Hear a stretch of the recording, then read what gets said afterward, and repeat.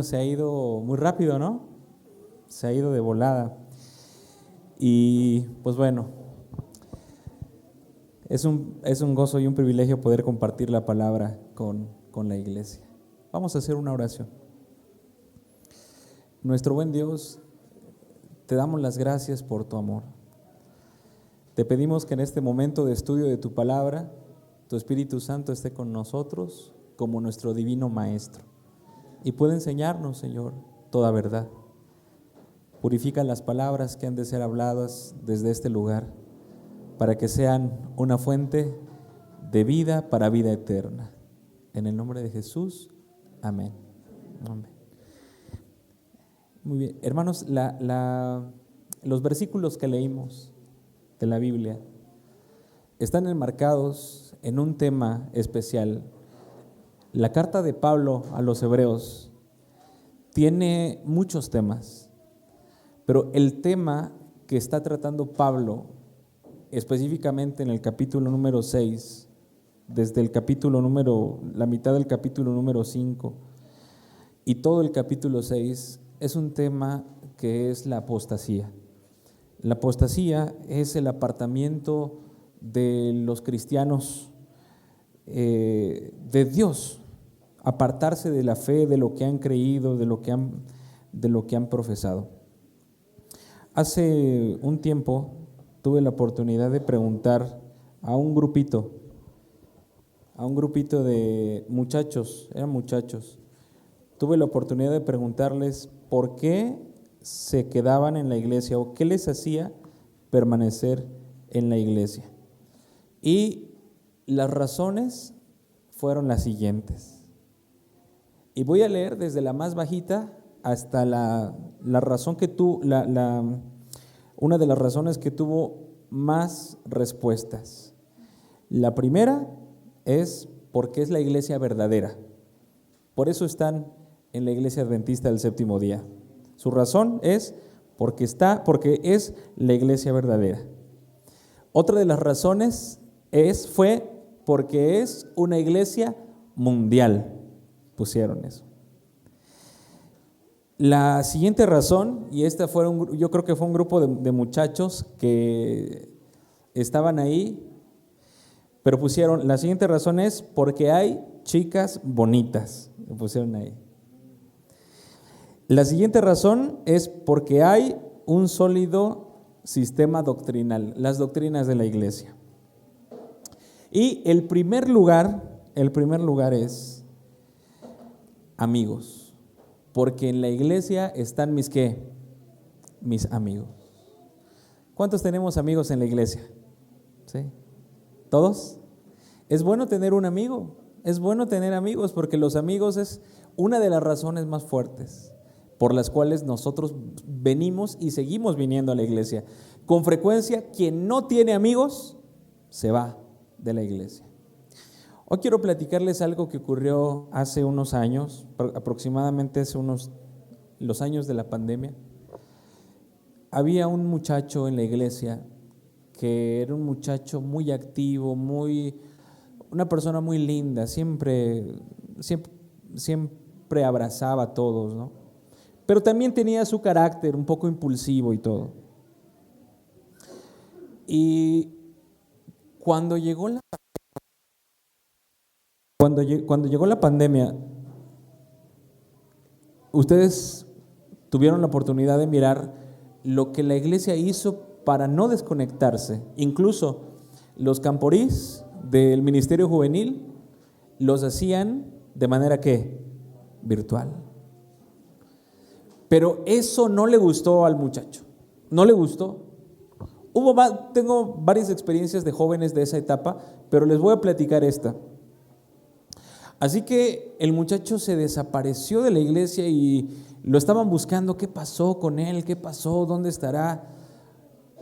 Y él dijo, yo me voy, porque si yo no puedo estar en un campamento, para mí esto no importa, yo ya no voy a la iglesia. Y durante esos 2 años aproximadamente, él se fue de la iglesia, él prácticamente desapareció de la iglesia. dejó de asistir a las reuniones virtuales, cuando la iglesia se abría, cuando el semáforo epidemiológico lo ponían en amarillo, en verde, las iglesias abrían porque ya querían reunirse, pero él no llegaba, él no iba a la iglesia. Claro, no dejamos de tener contacto con él,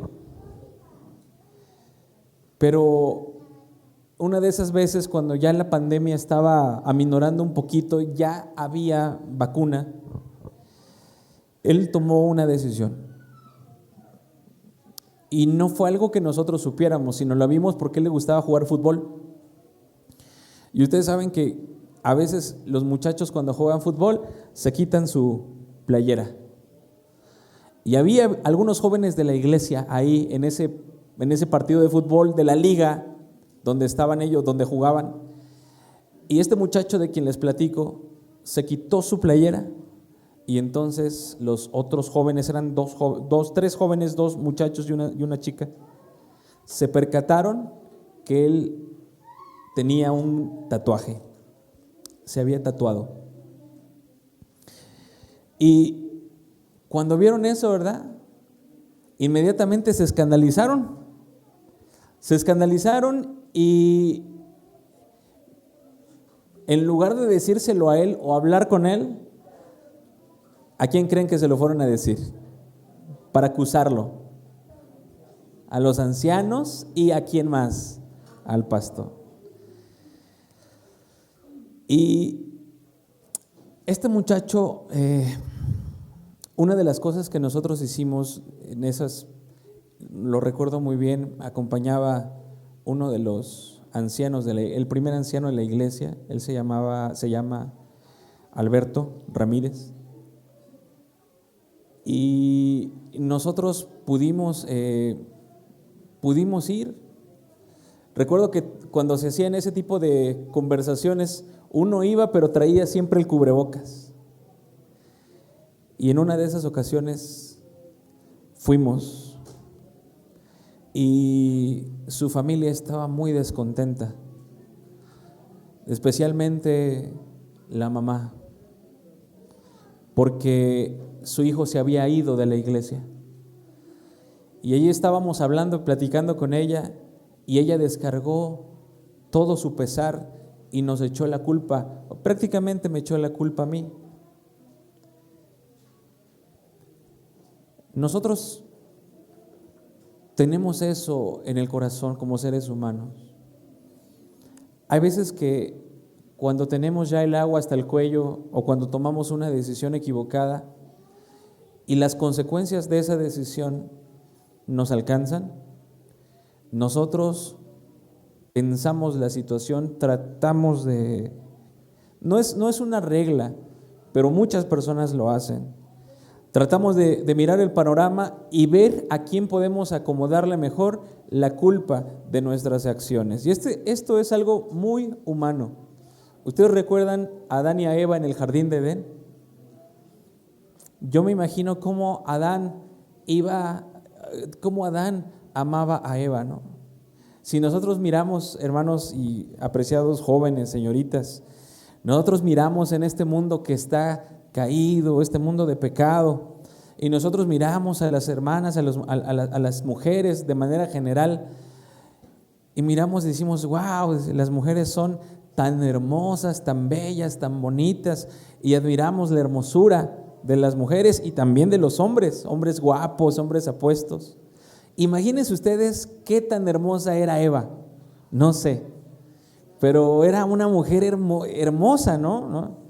Yo creo que cuando Adán vio Dios le presentó a Eva, le dijo, esta es varona, ella ha sido tomada de tu costilla, y cuando Adán vio eso, ¿verdad? Yo creo que él dijo, no, pues, como me la recetó el doctor, ¿no?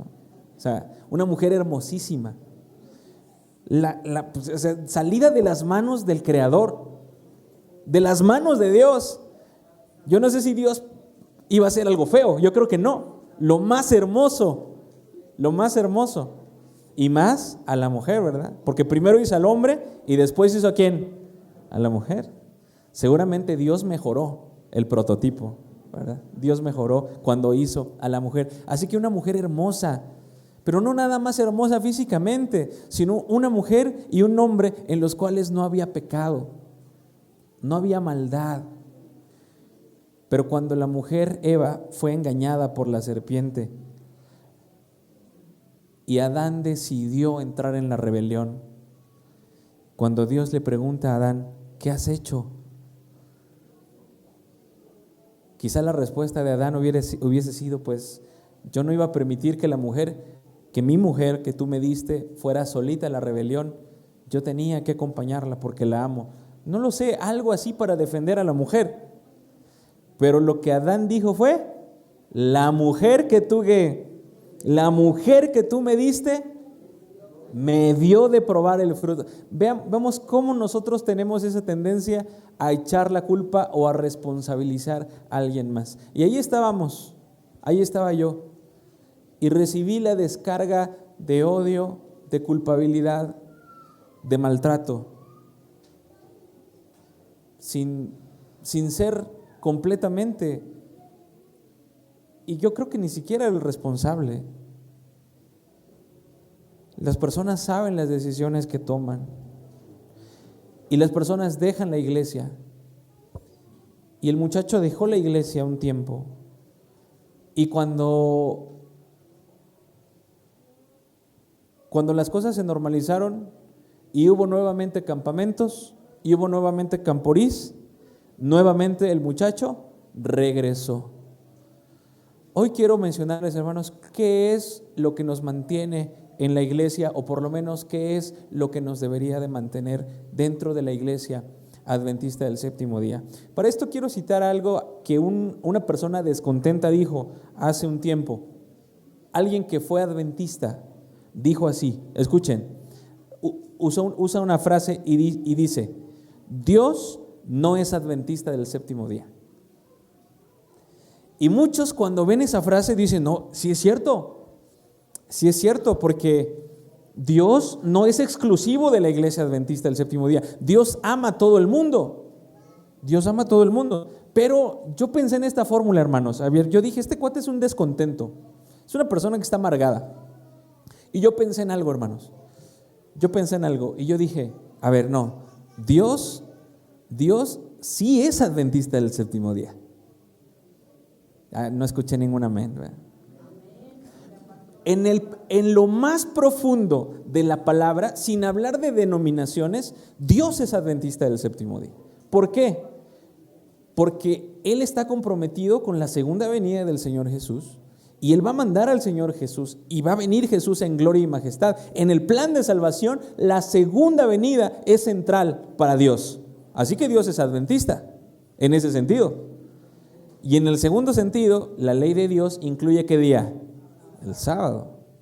Y Dios dio el sábado. Y dice el profeta Isaías, y vendrán de mes en mes y de sábado en sábado a adorar toda la humanidad por los siglos de los siglos. Es decir, en el sentido más profundo de las palabras, Dios es adventista del séptimo día. No en el sentido denominacional, si me doy a entender. Porque Dios ama a todos. Y hay ovejas que no son de este redil. Dios tiene hijos en todos los lugares. En la iglesia católica también. En las iglesias protestantes. Pero habrá un pregón que saldrá desde aquí. Ese fuerte pregón será a toda nación, tribu, lengua y pueblo. Y entonces muchos católicos, protestantes, incluso judíos, engrosarán las filas de este hermoso pueblo que es la iglesia adventista del séptimo día. Pero muchas personas dicen, no, y ponen excusas. Yo digo, Dios es adventista del séptimo día en lo más profundo de la palabra. No se me entienda mal de que solamente soy exclusivista o algo así. No. En el sentido más profundo de la palabra, Dios lo es. Ahora, vamos a leer el texto de Hebreos capítulo 6 y el versículo, vamos a mirar, que habla acerca de la apostasía. Y vamos a centrarnos en dos palabras básicamente, que es la palabra ancla y la palabra esperanza. Dice en el versículo número 17, el tema que está hablando aquí Pablo, el que les escribe, es el tema de la apostasía. Hay muchos que se están yendo de la iglesia, están dejando el cristianismo. Y esto no es algo de hoy, de nuestra iglesia nada más, de estos días. Esto ya pasaba hace más de 2000 años. Las personas estaban dejando la fe, estaban perdiendo la fe, pero entonces aquí dice algo Pablo en el versículo 17. Dice: Dios, queriendo mostrar más abundantemente a los herederos de la promesa de la inmutabilidad de su consejo, interpuso un juramento. Es decir, en otras palabras, porque está un poquito enredado, ¿no? Utiliza unas palabras ahí medias complejas. Pero Dios quiere mostrar de una manera amplia que quienes han recibido su consejo deben tener la seguridad de que ese consejo no va a cambiar, de que sus promesas son verdaderas. El versículo 18 dice: para que por dos cosas inmutables, en las cuales es imposible que Dios mienta, tengamos un fortísimo consuelo, quienes los que hemos acudido para asirnos de la esperanza puesta delante de nosotros.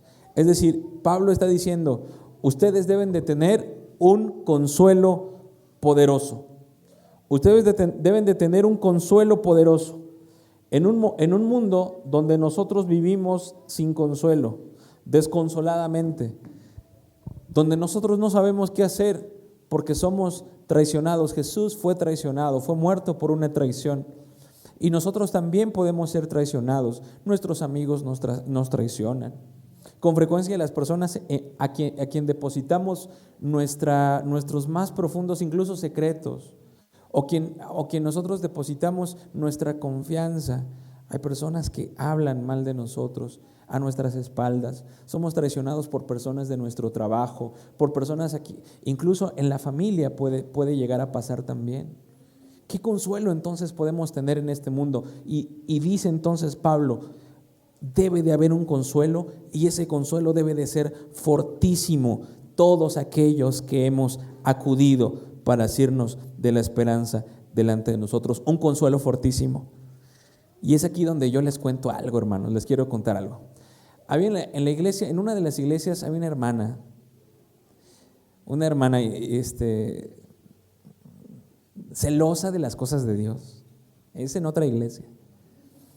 Yo sé que aquí hay algunos que son sus compatriotas, son sus paisanos, ¿verdad? De la hermana. Pero bueno, es porque dicen que en ese lugar son muy celosos de las cosas de Dios. Y es así. De un estado de la República Mexicana, allá en el sur, ¿verdad? ¿Para qué me meto en problemas? No voy a decir de dónde, ¿verdad? Pero está allá por allá. Y entonces esta hermana, pero celosísima de las cosas de Dios, pero la hermana bien jacarandosa, bien aquí, no, que no, pastor, ¿qué vamos a hacer? No, y siempre regañando, ¿no? Siempre diciendo, vamos a hacer las cosas. Y un día murió alguien de la iglesia. Y fuimos a un funeral, fuimos al funeral, el lugar, un velatorio que está en la avenida Zaragoza. Y estábamos ahí, estaba yo dirigiendo las palabras. Y en ese momento que estábamos ahí, llegó un señor en estado de ebriedad y empezó a decir todas las cosas que yo había dicho, empezó a ponerlas, a decir todo lo contrario de lo que yo había dicho. Yo había hablado de la esperanza, yo había hablado de la promesa que nosotros tenemos en Jesús. Había muerto un hermano y esa familia se había alejado de Dios y de la iglesia, pero como la iglesia respondió y le ayudó, ellos regresaron. Yo tuve la oportunidad después de bautizar a 2 de sus nietecitas de este hermano que murió. Pero mientras estábamos ahí, estaba esta persona, estaba borracho, pero tenía la pinta de que era pues una persona que tenía dinero, ¿no? No sé si ustedes han oído la palabra de un mi rey. ¿Sí han escuchado eso? Un mi rey, es que tiene mucho dinero y se viste acá, ¿no? Y las características físicas, ¿no? Bueno, era uno de esos, pero estaba borracho. estaba borracho, estaba ebrio, y empezó a decir, y empezó a levantar la voz. Y la hermana que en la iglesia era así, no, que vamos a hacer esto, Cuando aquel empieza a levantar la voz, yo vi que la hermana se amilanó y empezó a decir, no, sí, no, y que ustedes no tienen derecho de estar, no, sí, cierto. Y yo vi a la hermana lo que estaba pasando, y entonces yo no sé qué pasó en mí, pero yo le pedí, porque era parte, yo no sabía si era un amigo o era un familiar, pero en ese momento, con toda autoridad, le dije, discúlpeme, pero usted no puede venir en este estado aquí, voy a pedirle por favor que abandone la sala y me permita terminar. Si usted después de que yo participe, hágalo por favor. Pero todos se quedaron así, hasta la hermana se quedó así, porque yo nunca había hablado de esa manera. Y cuando yo estaba en esta escena y miro lo que aparece aquí, hay muchas personas que van a querer quitarnos de nuestra fe de muchas maneras. Personas que porque tienen un intelecto superior, o porque han ido a tal universidad y que tienen muchas ideas, o porque tienen dinero, tienen conocimientos, tienen algunas palabras, van a querer aplastar nuestra fe como en ese lugar. Una persona ebria, que aunque estaba ebria, fíjese que razonaba bien y estaba enojado. Pero entonces Pablo dice aquí, nosotros tenemos un fortísimo consuelo, todos aquellos que hemos acudido a ti, Señor. Queremos tener un fortísimo consuelo, que nadie nos mueva, que nadie venga y nos diga, no, hazle así y nos vamos para allá. O que alguien nos mire feo y no, sino que todos aquellos que hemos creído en el Señor Jesús, si alguien nos quiere rechazar, volvemos a entrar, ¿verdad? Si alguien nos corre por la puerta, entramos por la ventana. ¿Por qué? Porque sabemos que este es el lugar donde Cristo Jesús reina, su gracia y su misericordia. Es así. La apostasía está siendo un problema generalizado en la iglesia, porque muchos entran a la iglesia y así como entran, así se van. Algunos tienen el deseo y dicen, es que nada más los remojan y ya. Y es verdad, en algunos lugares pasa de esa manera. Pero entonces dice Pablo en el versículo número 19, hablando acerca de la esperanza, dice que todos tenemos, quienes hemos acudido para asirnos, para asirnos de algo. Dice entonces el versículo 19, la cual tenemos, la esperanza, la cual tenemos como segura y firme ancla del alma, que penetra hasta dentro del velo. Y yo digo, alabado sea nuestro Dios, porque aquí comienza una teología maravillosa de Pablo que nos hace a nosotros ver en dónde está anclada y en dónde está cimentada nuestra fe. Porque con frecuencia nosotros cimentamos nuestra fe en los clubes, y cuando viene una pandemia, ya no hay campamentos, nos vamos de la iglesia. O cuando voy a una iglesia y decimos, ay, no hay muchachas bonitas, ay, mejor me voy y digo, no puedo encontrar novia, y me voy a buscar un novio que no es de la iglesia. Y eso pasa, son asuntos prácticos. Y a veces decimos, no, alguien me vio feo, me habló mal de mí, me criticó y me amilano, en lugar de echarle ganas, como que mi desempeño ya no es el mismo. Pero entonces dice Pablo, nuestra esperanza está segura y está firme, porque es un ancla del alma. Pero esa ancla, ustedes saben lo que es el ancla, esos fierros grandes que los barcos o los grandes buques avientan al fondo del mar para que pueda con una cadena y que vengan tempestades, huracanes, y las embarcaciones no se muevan, porque la sostiene ¿qué? El ancla. Pero lo que Pablo está diciendo es que Jesús, como capitán del barco, no echó el ancla, que es la esperanza firme y segura del alma, de lo más profundo de nuestro corazón. Esa ancla que el capitán echó, no la echó a lo profundo del mar. El ancla, el Señor la mandó hasta el cielo, hasta penetrar el velo del santuario. Y yo quiero que vayamos a leer 2 textos más para terminar. El primero está en Levíticos 16:2. Levítico 16:2 nos habla un poquito acerca de ese velo. Levítico capítulo número 16 y el versículo número 2 dice de la siguiente manera. Voy a leer desde el versículo 1 y 2. Levítico capítulo número 16, versículo 1 y 2. Dice la palabra del Señor. Levítico capítulo número 16, versículo 1 y versículo 2. Y habló Jehová a Moisés después de la muerte de los dos hijos de Aarón, cuando se acercaron delante de Jehová y murieron. Y Jehová dijo a Moisés, fíjense, di a Aarón tu hermano que no en todo tiempo entre en el santuario. ¿Detrás de dónde? Detrás del velo. Es la misma palabra que utiliza Pablo en Hebreos, en el texto que acabamos de leer. Pero detrás del velo dice, ¿delante de qué? Del propiciatorio, que es donde estaba la presencia de Dios, que está sobre el arca, que es el arca del pacto. ¿Para que no qué? Para que no muera, porque yo apareceré en la nube sobre qué? Sobre el propiciatorio. Quiero mencionar lo siguiente, hermanos. En el propiciatorio está arriba, es un lugar que es traducido de una manera que no da el sentido en español, porque propiciatorio, pues ¿qué es eso? ¿Qué es? Nadie utiliza esa palabra, es como una palabra muy especial, propiciatorio. Pero en el inglés esta palabra se traduce como la silla de la misericordia. Se le traduce como mercy seat, el lugar donde se sienta la misericordia. Eso es lo que significa el propiciatorio. El propiciatorio es está arriba, es un compartimento que está arriba de lo que se conoce como el arca del pacto o el arca de la alianza, que se ponía en el santuario. ¿Qué es el santuario? El santuario no es todo el tabernáculo. El santuario solamente está compuesto por el lugar santo y el lugar santísimo. Eso es propiamente el santuario. Pero en ese santuario, en el santuario hay dos compartimentos: el lugar santo y el lugar santísimo. El lugar santísimo es el lugar más especial. Lo que Pablo está diciendo, fíjense, en primer lugar, ustedes recuerdan, dice, no, los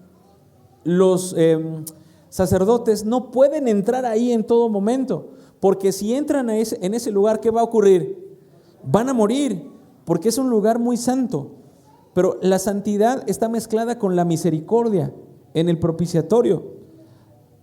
Y lo que Pablo está diciendo es, en estas pruebas de la vida, donde mucha gente se está yendo por la apostasía, mucha gente está poniendo sus ojos en otras situaciones que son parte de la iglesia, pero son periféricas, no son centrales.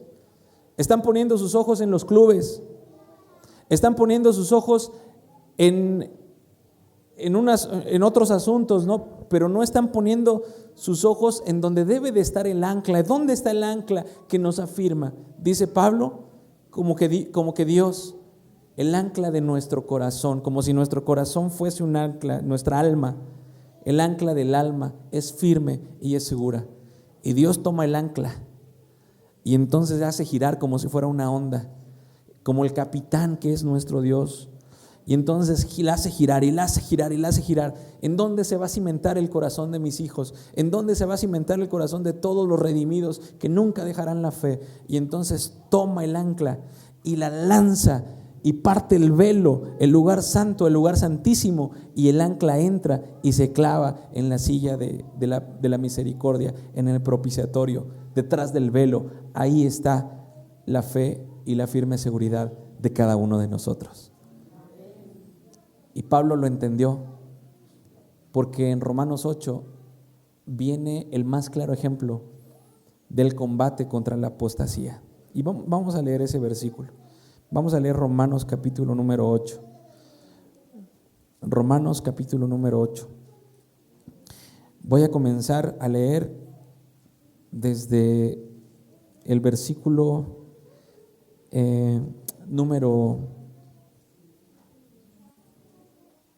desde el número 1. Voy a hacer algunos saltos de los versículos, Pero este tema tiene que ver con el combate a la apostasía, porque Pablo vive en el Espíritu en todo momento.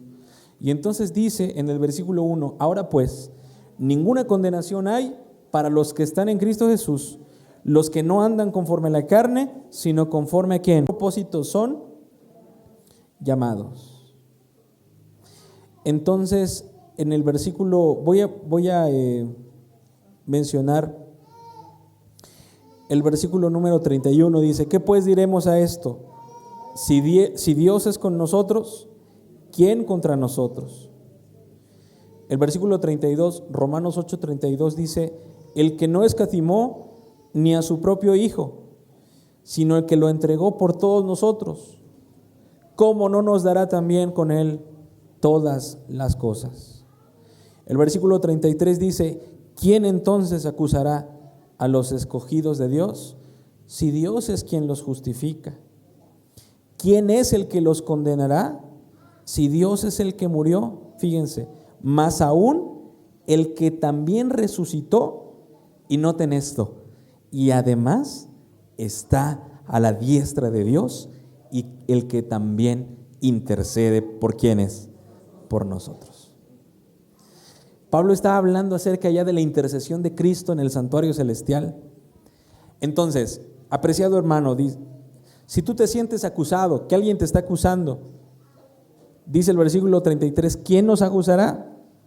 No puede acusarnos nadie, porque Dios es el que nos ha justificado.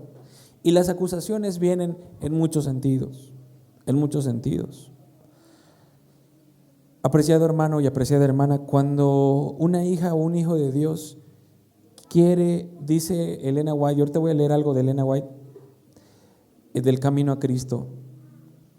Cuando alguien quiere hacer la voluntad de Dios, siempre habrá oposición, incluso en su familia, también en la iglesia. Cuando alguien quiere hacer la voluntad de Dios, tendrá oposición y será señalado, será acusado por su familia. Yo estaba predicando tuve la semana pasada, tuve la oportunidad de dar una semana de campaña, y platicaba yo que una vez cuando yo me bauticé, mi papá me dijo, ¿y eso que eres? ¿Y eso que te acabas de bautizar? No recuerdo qué hice, pero me reclamó, me dijo, ¿y eso que te acabas de bautizar? A veces así es la familia, o a veces también así es la iglesia, acusando a los escogidos de Dios. Que no es que hagamos todo bien o que seamos impecables, no. Utiliza otra palabra, dice en el versículo 34, ¿quién es el que los condenará? Fíjense, ¿quién es el que los condenará? Hay veces que, y este problema es muy importante porque Pablo le está hablando a los romanos, porque el ser humano tiende mucho a la condenación, a la cancelación, a condenar y a decir esto y el otro. Tú no haces bien o no haces lo que yo quiero, entonces te condenan y te ponen un tache, te ponen como la marca de Caín, y a donde quiera que vayas, eres lo peor. Alguien hizo así conmigo en una iglesia, ¿verdad? Y se siente feo, ¿no? Se siente feo.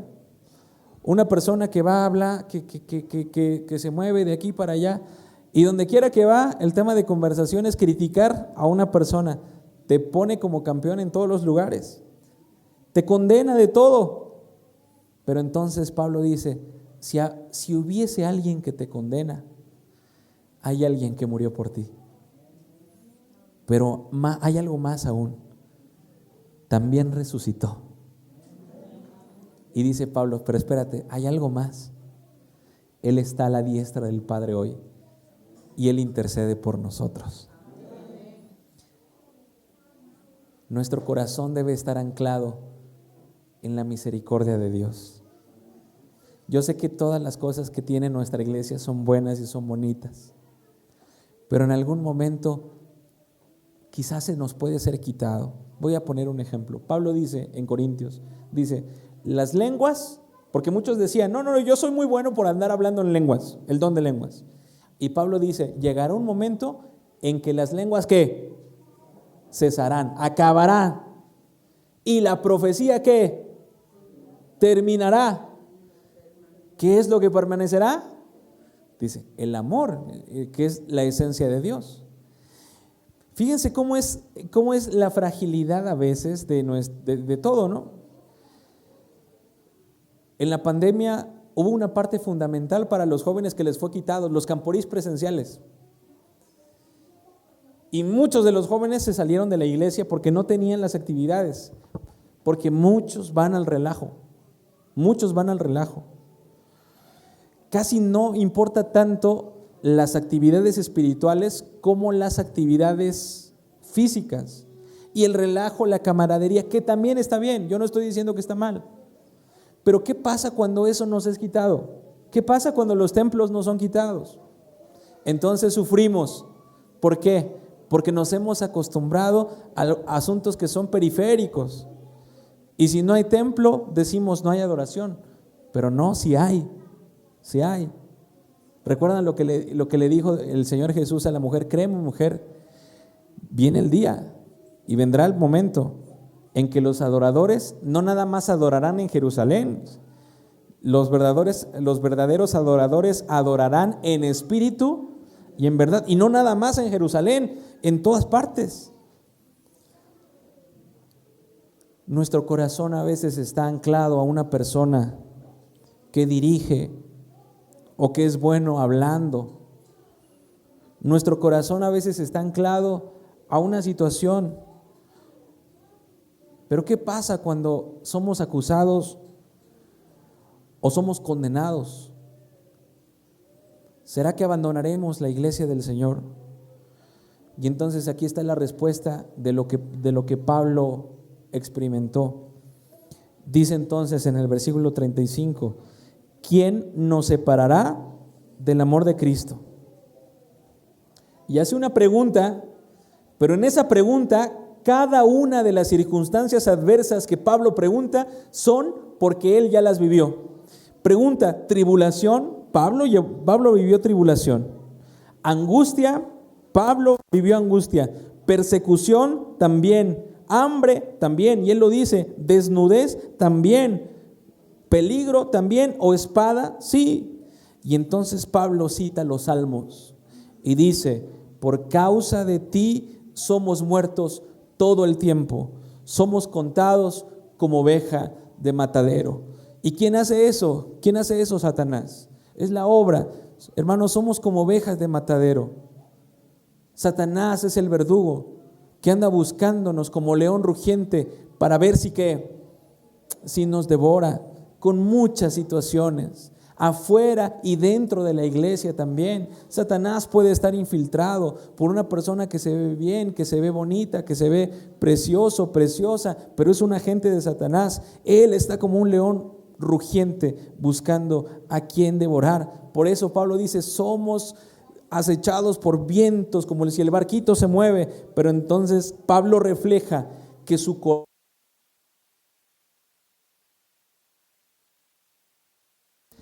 corazón está anclado en ese lugar santísimo donde está la presencia de Dios. Y entonces dice en el versículo 37, cuando estamos pasando por todas estas cosas, somos más que vencedores por medio de aquel que nos amó. Y yo me imagino un barco, un botecito, una tormenta. Cuando vienen los huracanes o vienen las tempestades, algunas son pequeñas, algunas son grandes, unas son con lluvia, con granizo, pero la embarcación ahí está, cuando está anclada firmemente en el fondo y no se va.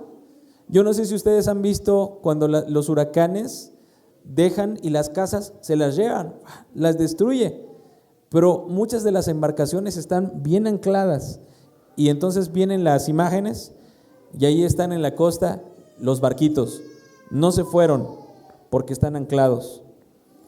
¿En dónde hemos anclado nuestro corazón, nuestra alma? Dice Pablo. Y en el versículo número 38 dice, yo estoy seguro que ni siquiera la muerte, ni la vida, ni aun ángeles, ni principados, ni potestades, ni lo presente, ni lo que vendrá, ni lo alto, ni lo profundo, ni ninguna otra cosa creada nos podrá separar del amor de Dios que es en Cristo Jesús, Señor nuestro. Porque nuestra ancla está anclada allá en el santuario, en la silla de la misericordia, en la presencia de Dios. No se ancló en una persona, no se ancló en un ser humano, no se ancló ni siquiera, por llamarlo así, en un determinado grupo. No se ancló en los amigos, que hoy los amigos son amigos, pero mañana te pueden o me pueden traicionar.